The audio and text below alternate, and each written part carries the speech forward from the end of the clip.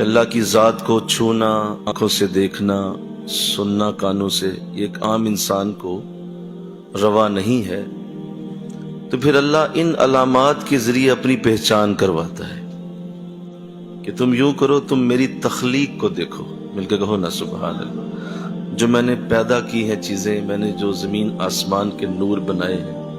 یہ جو خوبصورت ترتیب سے کائنات سجائی گئی ہے، یہ اصل میں میری ہی تخلیق ہے۔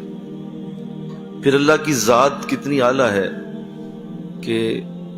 وہ اپنی اس تعریف کو اپنی مخلوق کی تعریف کے ساتھ جوڑ دیتا ہے۔ وہ کہتا ہے جس نے اس کی تعریف کی، سمجھو میری ہی تعریف کی ہے،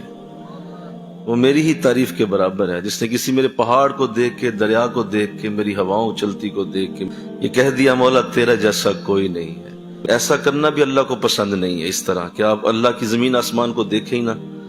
اے بندے، میں نے تجھے اس لیے پیدا کیا، تو میری ذرا کائنات کو دیکھ، یہ جو خوبصورت میں نے نظارے بنائے ہیں۔ اللہ کہتا ہے کہ تو بار بار میری ہی طرف توجہ کر رہا ہے، آ تجھے میں بتاؤں میں نے بنایا کیا کیا ہے، تو ادھر بھی تو دیکھ۔ انسان کو یہ دعوت دی گئی ہے کہ ان خوبصورت چیزوں کو جب وہ دیکھے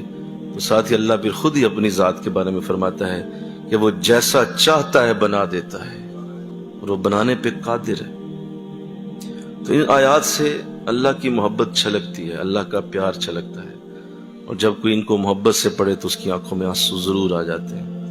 بولا تو کیسی خوبصورت کائنات کا مالک ہے، اتنا عظیم تیرا ملک ہے، اور پھر تو خود کہتا ہے کہ میرے لیے ساری بادشاہی ہے، ساری زمین و آسمان کی بادشاہی میرے پاس۔ پھر اللہ اس خوبصورت چیزوں کو قرآن میں اس لیے لکھتا ہے کہ تمہارا، چونکہ ہم نے فطرت کے اندر یہ ڈالا ہے حسن کی طرف جھکاؤ ہوگا، تو میں تمہیں بتاؤں میں نے کتنی سونی سونی چیزیں بنائی ہوئی ہیں، ذرا جھکاؤ ادھر کرو، ذرا دیکھو، اپنا دل جھکاؤ ادھر۔ جب ادھر جاؤ گے تو مقصد صرف اس کی تعریف نہیں ہے، اب صرف آبشار کی تعریف نہیں کرنی،